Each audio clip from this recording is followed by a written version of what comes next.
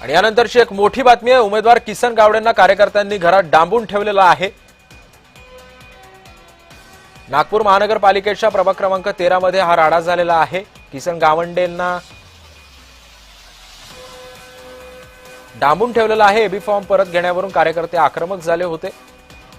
गावंडे किंवा होले यांच्यापैकी एकानं उमेदवारी मागे घ्या असं कार्यकर्त्यांकडून सांगण्यात येत आहे।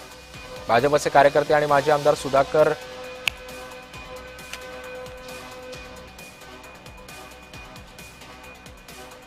उमेदवार किसन गावंडेंना कार्यकर्त्यांनी घरामध्ये डांबून ठेवलं होतं।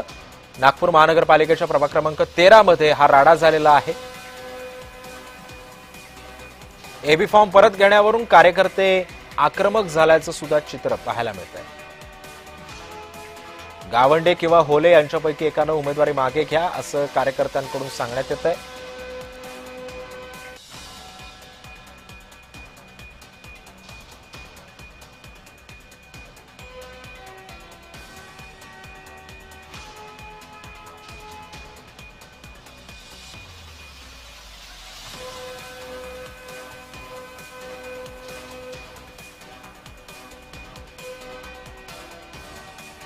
आणि या संदर्भामध्ये माहिती जाणून घेण्यासाठी आपण जवळ माझा सहकारी तेजस मोहतुरे सध्या आपल्या सोबत आहे। तेजस, नेमका हा सगळा प्रकार काय घडतोय, का असं कार्यकर्ते वागू लागले?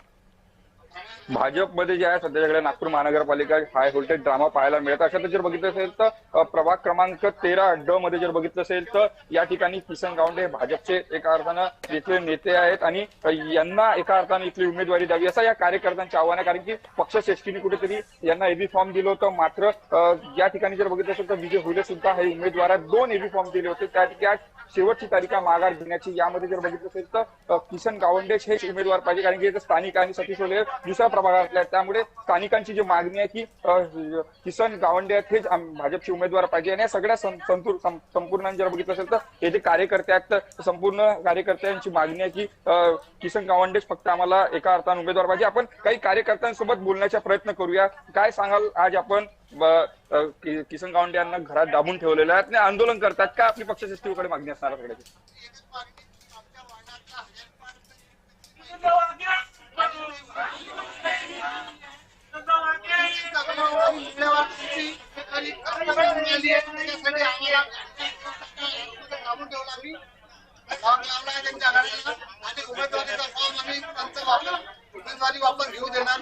का म्हणजे सतीश होले सुद्धा हे भाजपचे कार्यकर्ते, विजय होले सुद्धा भाजपचे कार्यकर्ते असे असताना त्यांच्या का विरोध?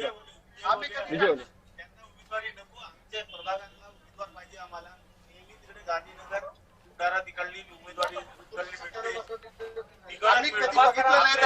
तेजस, या सगळ्यांचे आवाज आपल्यापर्यंत काही तांत्रिकदृष्ट्या पोहोचू शकत नाहीयेत, मात्र या सगळ्या पार्श्वभूमीवरती नेमक्या आता तिथल्या कार्यकर्त्यांच्या आपण भावना काय होत्या ते जाणून घेतलेल्या आहेत। पक्षश्रेष्ठींकडून या कार्यकर्त्यांची समजूत काढण्याचा प्रयत्न केला जातोय का?